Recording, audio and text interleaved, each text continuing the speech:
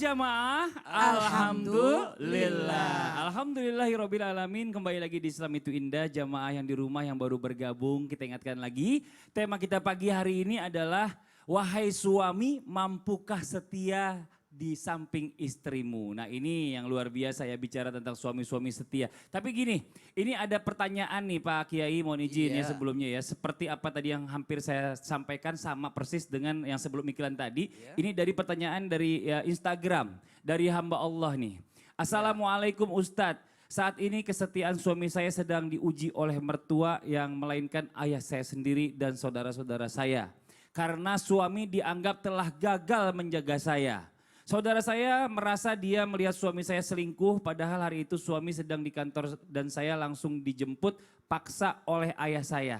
Suami udah minta maaf dan jujur bukan dia, tapi ayah saya yang tetap gak percaya bahkan menyuruh saya pisah. Apakah mertua bahkan saudara ipar bisa menjadi ujian kesetiaan bagi suami juga? Nah ini Pak Kiai mohon izin nih, ini mengangkat dari curhatan nih. Saya coba sampaikan Pak Kiai, silakan Pak Kiai dijawab. Ya sangat banget banyak betul ujian. Mungkin dari mertua, mungkin dari ipar. Kalau kata Bunda Tuti bilang yang kebanyakan dari ipar katanya. Mohon izin Kiai Maulana. Ya. Bunda Tuti, juga Abang Fadli. Siap. Para pemirsa, tidak ada konflik komunal, tidak ada kata a priori, nggak ada kata suuzon di antara kita dalam rumah tangga. Setelah ijab kabul, Ustaz ya, qabil tu nikahaha wa tazwija'a bil mahril mazkur nakdan. Aku terima nikah dan kawinnya Fulanah binti Fulan dengan mas kawin seperangkat alat sholat dibayar tunai. Itu sudah lengkap, komplit tunai. Itu berpindah tanggung jawab kepada sang suami. Makanya gak ada intervensi. Apalagi suuzon bahwa sang suami yang soleh, yang setia banget dikatakan selingkuh. Itu tidak dibenarkan, apalagi soleh. Maksud saya adalah bahwa orang yang baik itu jangan ada kata suuzon. Kemudian ada satu ayat Allah mengatakan, bismillahirrahmanirrahim, hunna libasulakum wa antum libasulahun. Jadi perempuan-perempuan itu adalah pakaian buat laki-laki dan laki-laki itu adalah pakaian buat perempuan. Di situ ada kata manfaat, pakaian itu adalah fungsinya nih. Para pemirsa Indonesia, Islam itu indah. Fungsi pakaian itu tidak lain adalah untuk menutup aurat kayak Maulana ya. Tutup aurat. Ustazah. Jadi pada saat kita tutup aurat itu maksudnya sejelek apapun sang suami, seburuk apapun sang istri, kita sudah siap untuk menjalankannya. Artinya tidak boleh dibuka pada infotainment. Enggak boleh dibuka itu di mana-mana. Yang kedua fungsinya adalah sebagai penutup aurat. Yang kedua nih adalah pelindung dari sengatan matahari, sengatan daripada lebah atau yang lain sebagainya. Termasuk maksud saya adalah sengatan kanan dan kiri, depan dan belakang, ipar ataupun mertua dan lain sebagainya. Dan saya yakin kalau Bunda Tuti mengatakan bahwa Kiai Maulana mengatakan bahwa niatkan pernikahan ini karena ibadah, karena Allah. Nah kalau karena Allah saya yakin kesetiaan itu, keikhlasan itu adalah antil jannah. Sampai surga, bahkan sampai maut yang memisahkan kita. Makanya tanamkan tuh, pernikahan adalah thubut ainu dujul akidah, kemantapan akidah dan kemantapan ideologi. Nah mudah-mudahan dengan adanya kita karena Allah akan datang menimbulkan keluarga yang sakinah, mawaddah, warahmah. Jadi sakinah itu, Ustazah, para pemirsa, itu kalau orang-orang Bandung bilang sakinah itu sanajan aki-aki tetap ngenah, enjoy katanya. Walaupun udah tua, tetap setia gitu ya. Setia. Makanya ujian yang seperti ini ayo dihadapi dengan penuh kesabaran dan ketakwaan. Saya yakin nggak akan pudar kesetiaan walaupun ujiannya, kanan kiri depan belakang, mertua atau menantu, atau dengan ipar dan lain sebagainya. tenang, la takhaf wa la tahzan, innallaha ma'ana. Allah Masya selalu Allah. bersama orang-orang yang setia. Masya Allah. Tapi intinya adalah bicara Ya. masalah tentang mertua, ipar ini nggak punya hak lagi pada saat ijab kabul tadi. Walaupun Setelah ijab kabul semua udah urusan suaminya. suami, tapi ingat sang menantu itu nggak boleh. Fala takul lahuma uff. Jadi orang tua istri itu juga orang tua kita, orang tua kita, orang tua istri. Tadinya satu ayah kita, setelah ijab kabul jadi dua. Masya Allah. Tadinya umpamanya satu, ya ibu kita jadi dua. Betul. Jadi kalau istri kita satu, jadi satu. Iya. Jadi intinya adalah buat kepada kepada orang tua nih ya, kepada orang tua, menantu, ya ipar ya. Jadi kalau misalnya memberikan masukan boleh ya, tapi jangan mencampuri urusan rumah tangga. Tapi dengan kata wakulu kaulan sadida, Iya. dengan dialog yang baik. Saya yakin kalau dialog dengan baik, yuslih lakum a'malakum wa yaghfir lakum dzunubakum wa may yuti'illah wa rasulahu faqad faza fauzan azima. Iya, Masya Allah. Ya. Nah sekarang kita coba lanjutkan lagi nih. Ya ini Masya Allah luar biasa nih tema kita pagi hari ini. Kita bisa belajar banyak, mudah-mudahan bisa dijadikan keluarga yang sakinah mawaddah warahmah nih. Amin. Nah sekarang ada lagi nih tipe suami yang cuek. Orang bilang ada yang bilang cuek katanya gitu. Suami saya cuek terus nih. Istrinya kesel ya. Karena jarang diperhatiin sama suaminya. Mungkin suaminya juga jarang yang namanya merayu-rayu istrinya karena tadi cueknya tadi ya. Tapi bisa nggak nih maksudnya nih dalam Islam apakah boleh seorang istri ini menguji kesetiaan suami dengan cara tidak memperdulikan balik suaminya? Jadi suaminya cuek, istrinya cuek juga gitu. Boleh nggak nih Bunda, mohon izin penjelasannya silakan. Baik Kak Fadli, kalau bertanya tentang boleh atau tidak di dalam agama kita, maka jawabannya ya tidak boleh. Kenapa tidak boleh? Karena memang Rasulullah SAW itu tidak mengajarkan keburukan, kemudian dibalas dengan keburukan. Betul. Maka yang benar itu keburukan dibalas dengan kebaikan. Kebaikan. Kalau suaminya itu cuek, kita balas dengan cuek lagi, apalah artinya di rumah itu seperti kos-kosan. Ya kan? Seperti kos-kosan, ya kamu-kamu saya kamu-kamu. Bagaimana ini tidak ada komunikasi. Jadi itu namanya balas dendam. Dan itu tidak diajarkan oleh baginda Rasulullah Shallallahu Alaihi Wasallam. Lalu bagaimana? Ya kalau suaminya tipenya seperti itu biasanya. Kalau sudah rumah tangganya agak lama, karena merasa sudah dekat, sudah tahu karakternya. Jadi tidak akan menjadi permasalahan sebetulnya Kak Fadli, ya Pak Kiai ya. Tapi kalau misalkan saat itu istrinya itu merasa dicuekin, aduh ini tidak memperhatikan, tidak dirayu lagi, berarti istrinya yang harus berusaha.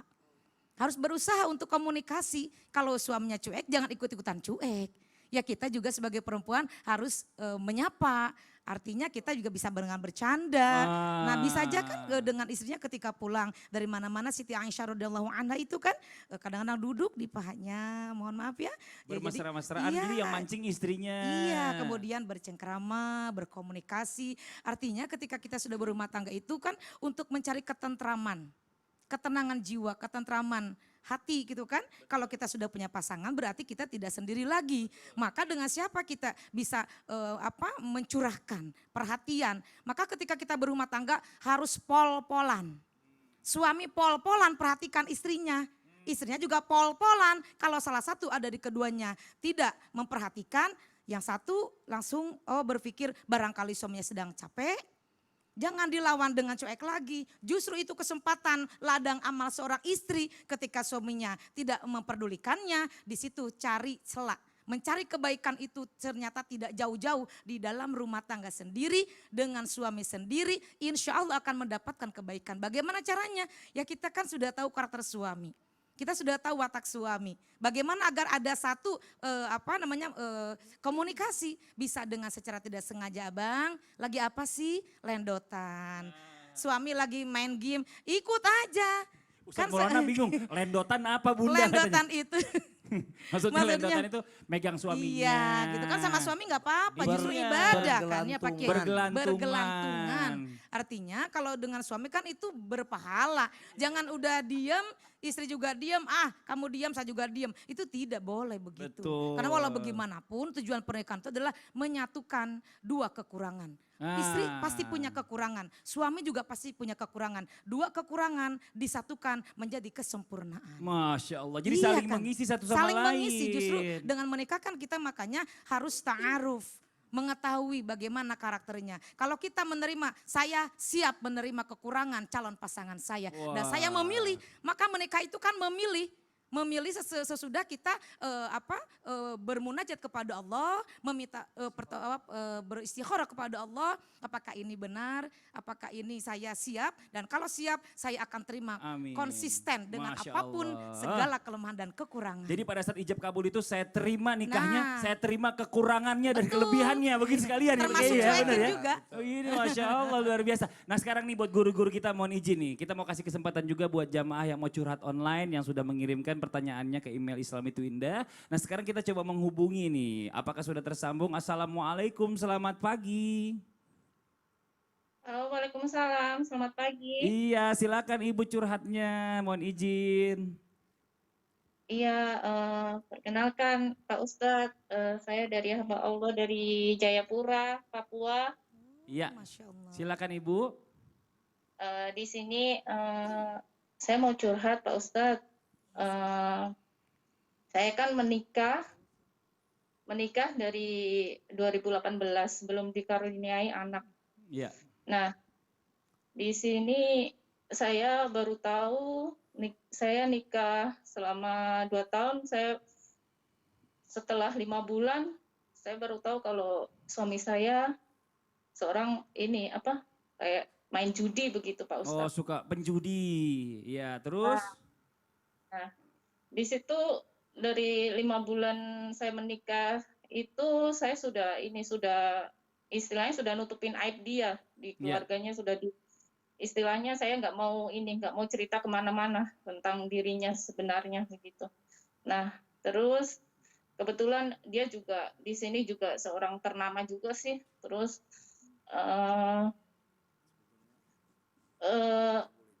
saya maafin dia, tapi kesalahannya selalu diulang-ulang terus. Oke, terus? Saya memang istri agak cerewet sih Pak Ustadz, agak cerewet. Tapi alhamdulillah sih masalah agama begitu saya sering sholat, sering ngaji, saya sering berdoa untuk suami saya. Iya. Tapi suami saya itu orangnya di balik itu kelakuannya memang baik Pak Ustadz, cuma kejelekannya ya itu aja. Main judi aja ya Bu ya? Pak Ustadz. Suka berjudi aja Bu, ada yang lain kan kejelekannya? Tidak, kalau dia sama pasangan itu setia Pak Ustadz. Masya setia. Allah. Tapi kalau pas judi begitu, kalau saya marahin dia berantem sambil nangis begitu, saya malah kena pukulan. Oh kasar. KDRT ya Bu ya? Kekerasan dalam rumah tangga. Ya, terus kemarin saya sudah 4 kali ini saya pergokin lagi, ternyata dilakukan lagi kesalahannya. Terus kemarin pengadilan agama saya minta cerai, terus dia nggak mau, istilahnya nggak mau cerai Pak Ustadz. Iya karena dia masih cinta sama ibu ya Bu ya. Ya namanya manusia ini memang nggak pernah ada yang sempurna Bu ya. Tapi ini coba kita dengarkan nasihat dari guru-guru kita. Tapi ibu ini cantik banget nih, kacamatanya bagus banget biar ibu nggak stres Bu ya. Ini coba kita dengarkan dulu jawaban dari Bunda Tuti dulu. Silakan Bunda Tuti. Baik, silakan. terima kasih Kak Fadli, hamba Allah yang dirahmati Allah Subhanahu wa taala. Hidup itu memang penuh dengan ujian. Ujian itu datang kadang dari pasangan sendiri, kadang dari anak sendiri, kadang dari mertua, kadang dari kanan kiri.